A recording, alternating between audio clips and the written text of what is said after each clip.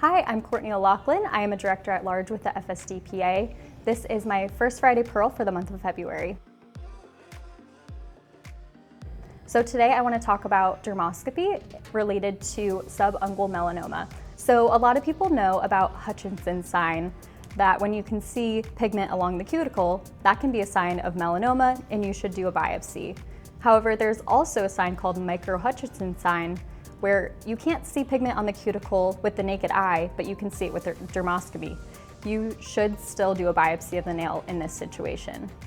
Now, where exactly should you do a biopsy for a subungual melanoma?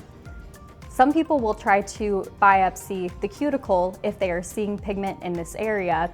You can rule in melanoma if it's positive, but you can't rule out melanoma. Oftentimes, we only see atypical melanocytes in this area when you still actually have a melanoma underneath the nail itself. So the area of the nail that should be biopsied is the nail matrix. But where exactly should you biopsy within the nail matrix? So another way that you can find exactly where you need to biopsy is using dermoscopy of the free edge of the nail. So if you see pigment with your dermatoscope at the top edge of the free nail plate, then that means that the lesion itself is coming from the proximal nail matrix. Now, if you see pigment at the bottom of the nail plate looking at free edge dermoscopy, that means that the lesion itself is coming from the distal nail matrix.